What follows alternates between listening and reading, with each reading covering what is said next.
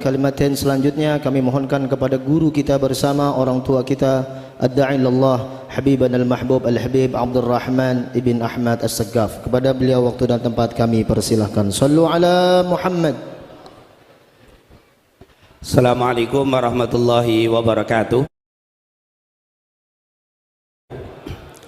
Alhamdulillah wassalatu wassalam ala Rasulillah wa ala alihi wa man walah ma ba'd.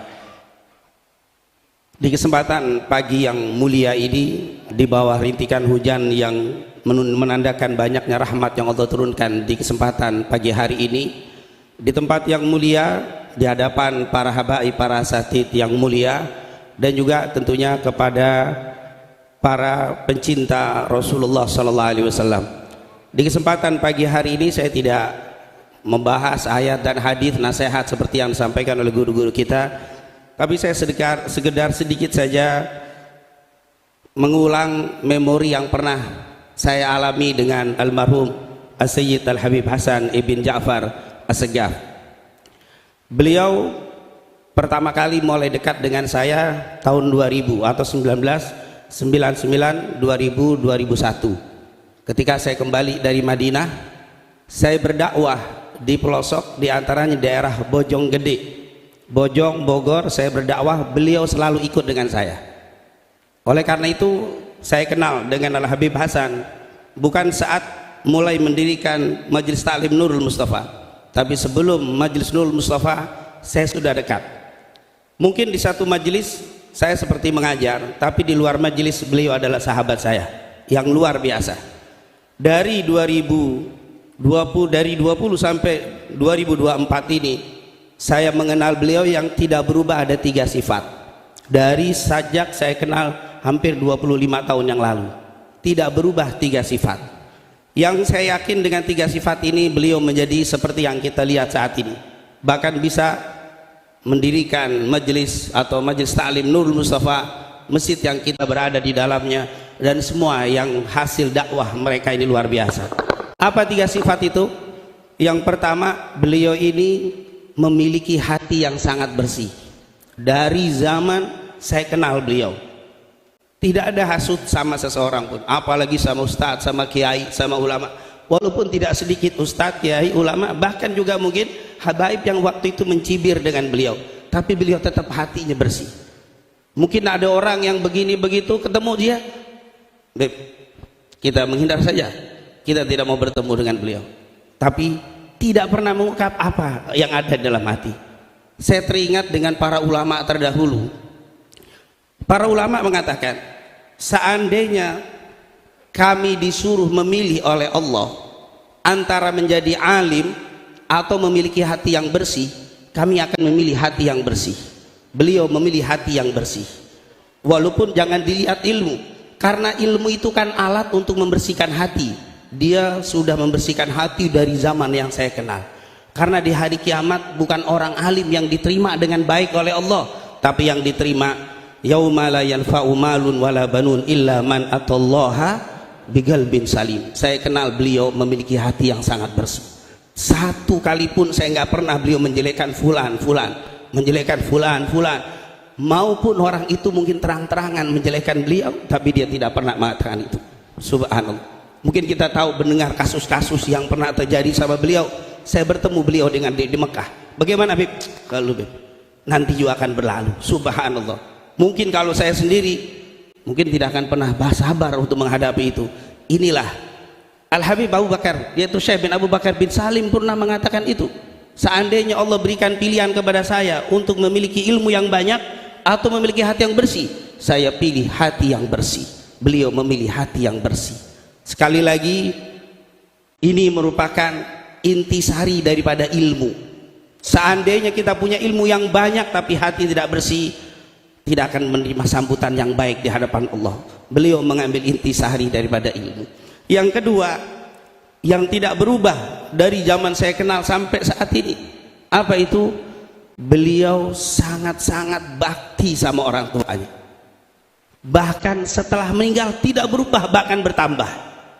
Saat hidupnya talim yang biasa beliau ikut dengan kita, bersama dengan kita, tiba-tiba tidak datang. Kalau ditanya, Umi manggil, Umi ada perlu, semua ditinggal. Semua apa yang dia ingin lakukan, sebesar apapun dia, kerjaannya, hebatnya, tapi kalau ibunya, uminya almarhumah sudah memanggilnya, sudah ditinggalkan semuanya. Subhanallah. Ridallah fi ridha al-walidain wa sukhtullah fi sukhtil walidain. Ini merupakan orang yang diridhoi oleh ibunya. Apalagi luar biasa kita tahu dari hidupnya di dalam Majlis Nurul Mustafa sekalipun, walaupun sudah besar, seandainya ada event di Monas sekalipun, tapi kalau ibunya minta tidak datang, dia tidak akan datang. Walaupun ini beliau sampaikan kepada saya, tidak pernah saya sampaikan kepada jamaah, kalau sudah meninggal tidak ada masalah, kemuliaan-kemuliaan untuk kita sampaikan. Dan beliau mengatakan event, hatta presiden kalaupun manggil dia, tapi kalau ibunya manggil, dia akan tinggalkan semuanya. Inilah kunci keberhasilan beliau yang bisa diikuti oleh Majlis Nurul Mustafa sebagai pencinta Al-Habib Hasan Ibn Ja'far As-Saggaf. Ayo jangan kita cinta dengan fisiknya saja, tapi cinta juga dengan perbuatan dan amal-amalnya. Amal beliau yang membuat beliau sukses, yang pertama yaitu bersihkan hati, yang kedua adalah bakti sama orang tua, dan yang terakhir, yang ketiga, beliau ini luar biasa. Selain suka majelis ilmu, selain duduk di majelis ilmu, oleh karena itu jangan kaget kalau di Majlis Nurul Mustafa dia panggil ustadz-ustadz lainnya. Bahkan beliau sedikit sekali memberikan ilmu, dia lebih banyak memimpin dzikirnya, memimpin salawatnya, tapi ilmunya dia panggil dari guru-guru lain dan dia dengar. Tidak sedikit ada orang ustadz kalau sudah memberi ceramah, ustadz lain ceramah dia pergi, dia tidak pernah ada kalimat itu. Di Majlis Nurul Mustafa dia dengarkan sampai habis. Bahkan kalau saya memberikan ceramah, setelah selesai dia pun mengomentari, bahkan membahasnya dengan apa yang telah kita bahas, menunjukkan beliau perhatian dengan apa yang disampaikan. Dan ini bukan baru setelah memiliki Majlis Nurul Mustafa. Sebelum Majlis Mustafa tidak pernah absen untuk jalan bersama saya, dakwah ke sana kemari ke daerah-daerah yang kalau kita naik mobil jalan di tempat karena tidak ada pasir, tidak ada batu yang kuat, tanah. Berjalan di Bojonggede, di daerah Celebut, masuk ke dalam, beliau selalu mendampingi. Tapi yang uniknya, setelah saya dakwah mungkin jam 11, jam 12 saya pulang capek, dia nggak pulang, dia ziarah. Kemana Habib? Biasa ziarah, setiap habis taklim ziarah, tidak pernah lepas dari ziarah.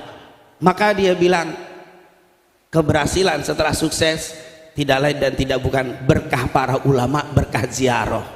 Oleh karena itu pencinta Habib Hasan, Majlis Ta'lim Nurul Mustafa, jangan berhenti untuk terus berziarah kepada para ulama, baik yang masih hidup atau yang sudah meninggal. Beliau tidak pernah lepas ziarah, bahkan sebelum akhir hayatnya beliau menyempatkan diri ziarah ke Hadramut. Dia kelilingi Hadramut, ke Mesir, bahkan yang terakhir ke Habib Nuh. Ziarah-ziarah, dan itu memang dari zaman mudanya, bukan hanya suka dengan ilmu, tapi juga suka dengan pembawa ilmunya, yaitu para ulama. Tidak mungkin Bapak Ibu Anda semua menjadi sukses kalau hanya cinta ilmu tapi tidak cinta kepada pembawa ilmu. Cintai ilmu, cintai pembawa ilmu, para ulama. Assalamualaikum warahmatullahi wabarakatuh. Waalaikumsalam warahmatullahi wabarakatuh. Terima kasih kepada guru kita Al-Habib Abdurrahman Ibn Ahmad As-Saggaf.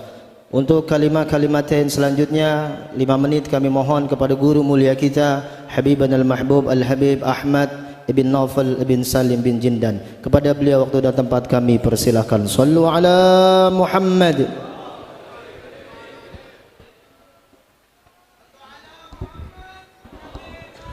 La ilaha illallah Muhammad Rasulullah sallallahu alaihi wasallam. Alhamdulillah